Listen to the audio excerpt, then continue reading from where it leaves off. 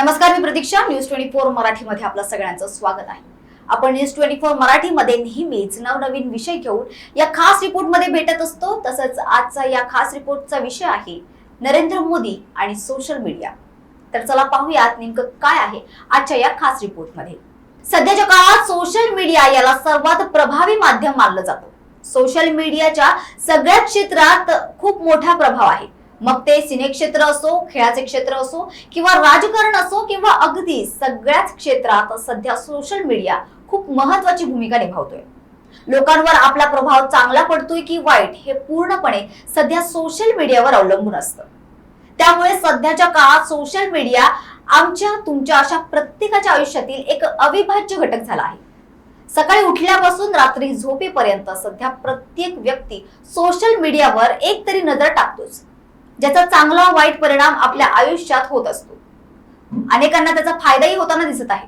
ज्याचे फॉलोअर्स जास्त त्याचा लोकांवर सर्वात जास्त प्रभाव असं सध्या मानलं जातं.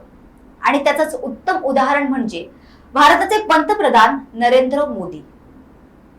नरेंद्र मोदी हे जगातील सर्वात टेक सेवी नेत्यांपैकी एक आहेत. सत्ताधारी भारतीय जनता पक्षाचे म्हणजेच भारतीय जनता पक्षाचे भाजपचे प्रमुख पत्रकारांशी संवाद टाळण्याबद्दल खूप प्रसिद्ध आहेत. परंतु त्यांनी सोशल मीडियाद्वारे नागरिकांशी अभूतपूर्व कनेक्शन साधलं आहे. मोदी केवळ फेसबुक, ट्विटर, इंस्टाग्राम आणि युट्यूब सारख्या मुख्य प्रवाहातील साईटवर नाहीत.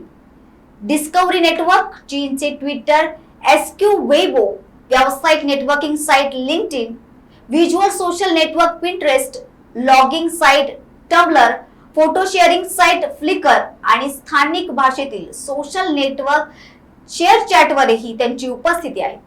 1.3 अब्ज लोकसंख्येच्या देशात सर्व लोकसंख्येपर्यंत पोहोचण्यासाठी मोदींनी शक्य तितके आपले डिजिटल जाळे टाकले आहे. नरेंद्र मोदी हे फेसबुक, इंस्टाग्राम आणि युट्यूबवर जगातील सर्वाधिक फॉलो केले जाणारे राजकारणी आहेत. ते ट्विटरवर ओबामा नंतर दुसऱ्या क्रमांकावर आहेत. चारही प्लॅटफॉर्मवर नरेंद्र मोदींचे 26 कोटींहून अधिक फॉलोअर्स आहेत. चारही सोशल मीडिया प्लॅटफॉर्मवर राहुल गांधींचे केवळ 4.7 कोटी फॉलोअर्स आहेत. या दोन्ही निवडणूक मोसमातील सोशल मीडिया कामगिरी पाहण्यासाठी आम्ही 1 एप्रिल ते 20 मे या कालावधीत त्यांच्या एक्स प्रोफाइलच्या सर्व 1279 पोस्टचा अभ्यास केला. याशिवाय चारही प्लॅटफॉर्मवर त्यांच्या आठवड्यानुसार फॉलोअर्सच्या वाढीचाही मागोवा घेण्यास आला. त्याचा निवडणुकीवर किती परिणाम होईल? निवडणूक तज्ञ अमिताभ तिवारी म्हणतात की 2014 मध्ये राहुल गांधी सोशल मीडिया प्लॅटफॉर्मवर नव्हते. याचा थेट फायदा भाजपला झाला. 2019 पर्यंत राहुल गांधी आणि काँग्रेसही सोशल मीडियावर खूप सक्रिय झाले होते. अमिताभ तिवारी यांच्या म्हणण्यानुसार 2019 नंतर भाजपने आपला खेळ बदलला आणि आज ते आता सार्वजनिक सोशल साइट्स तसेच व्हॉट्सअप ग्रुपवर मोठी ताकद बनले आहेत. आजही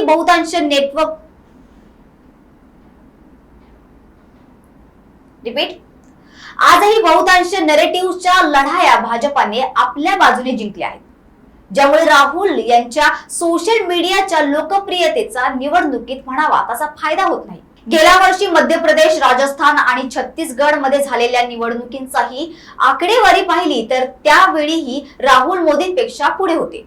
असे असूनही त्यांचा निवडणूक निकालांवर कोणताही परिणाम झाला नाही. 2 मार्च रोजी तथापि मोदींनी त्यांच्या सोशल मीडिया प्रोफाइलवर पोस्ट केले की ते रविवारी सर्व बंद करण्याचा विचार करत आहेत. का किंवा किती काळ असे प्रश्न अजूनही अनुत्तरित आहेत. काही सोशल मीडिया वापरकर्ते असा अंदाज लावत होते की हे पाऊल परीक्षेचा अभ्यास करणाऱ्या विद्यार्थ्यांशी एकजुटीने किंवा नवीन भारतीय सोशल मीडिया प्लॅटफॉर्मवर जाण्यासाठी स्टेप अप आहे. एक सिद्धांत असेही सुचवतो की हे केवळ महिला दिनाची नौटंकी असू शकते. तथापि त्यांनी सोडल्यास नागरिक त्यांच्याशी थेट संपर्क साधू शकतील असे सर्वोत्तम माध्यम ते गमावतील. अमेरिकेचे माजी राष्ट्राध्यक्ष बराक ओबामा आणि त्यांचे उत्तराधिकारी डोनाल्ड ट्रम्प यांच्यानंतर ट्विटरवर कोणत्याही राजकारण्याचे फॉलोअर्स मध्ये मोदी 3ऱ्या क्रमांकावर होते. भारताच्या नव्याने निवडणूक असलेल्या पंतप्रधानांनी गेल्या काही वर्षात व्यासपीठावर खरोखरच दुग्ध शर्करा योग साधला आहे.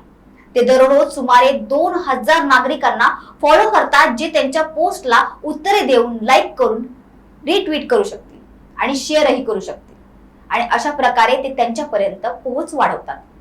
आणि अशा प्रकारे आज पंतप्रधान नरेंद्र मोदी हे सर्वाधिक सोशल मीडिया फॉलोअर्स असणारे पहिले राजकारणी आहेत. तर एकंदरीत सोशल मीडियावर सर्वात जास्त फॉलोअर्स असणाऱ्यांमध्ये ते 4थ्या स्थानावर आहेत. सध्याचा आकडा पाहता नरेंद्र मोदी यांचे इंस्टाग्राम या सोशल मीडिया व्यासपीठावर 8.9 कोटीहून जास्त फॉलोअर्स आहेत. फेसबुकवर 4.9 कोटी, युट्यूबवर 2 कोटीहून जास्त सबस्क्रायबर, तर ट्विटरवर सर्वात जास्त 9.8 कोटी फॉलोअर्स आहेत. राजकीय रणनीतिकार प्रशांत किशोर यांच्या मते लोकांना वाटते की पंतप्रधान मोदींचे सोशल मीडियावर पूर्ण नियंत्रण आहे, पण तसे नाही. राहुल गांधींच्या पोस्टवर लोकांचा सहभाग, लाईक्स आणि कमेंट्स मोदींच्या पोस्टपेक्षा जास्त आहेत. त्याचा परिणाम त्यांना निवडणुकीत मिळत नाही, ती वेगळी बाब आहे. याचे सर्वात मोठे कारण म्हणजे ते योग्य मुद्दे मांडत नाही. CSDS चे प्राध्यापक आणि राजकीय तज्ञ संजय कुमार यांचे मत, जर पीएम मोदी सत्ताधारी पक्षात असतील तर राहुल गांधी हे विरोधी पक्षाचे सर्वात मोठे नेते आहेत. राहुल गांधी हा तरुण चेहरा असून त्यांनी यापूर्वीही प्रवासाच्या माध्यमातून लोकांशी संपर्क साधला आहे. सतत पराभूत होऊनही ते भक्कमपणे उभे राहून सत्तेला घेरला आहे. या सर्व कारणांमुळे राहुलची स्वतःची वेगळी ओळख आहे, हे त्याच्या सोशल मीडियाच्या व्यस्ततेवरून दिसून येते. संजय कुमार यांच्या मते सोशल मीडियावरील लोकप्रियतेचा परिणाम निवडणुकीत नक्कीच दिसून येतो. राहुल गांधींची प्रतिमा प्रामाणिक नेता अशी आहे, मात्र भाजप सारखे मोठे रणनीतिकार नसल्यानं आतापर्यंत निकालात फारसा परिणाम झालेला नाही. राहुलच्या लोकप्रियतेचा नक्कीच फायदा होईल. लोकशाहीत जो लोकांशी संपर्क साधतो त्याला लाभ मिळतो. राजकीय जाणकार अभय दुबे यांच्या म्हणण्यानुसार कोणताही नेता कोणत्याही व्यासपीठावर लोकप्रिय असेल तर त्याचा निवडणुकीत नक्कीच फायदा होतो. सोशल मीडियाची लोकप्रियता कमी होऊ शकत नाही. त्याचा किती फायदा होईल हे 4 तारखेला समोर येईल. तर आजच्या या रिपोर्टमध्ये आपण इथेच थांबत आहोत, पण अशाच नवनवीन विषयांवर चर्चा करण्यासाठी पाहत रहा न्यूज 24 मराठी.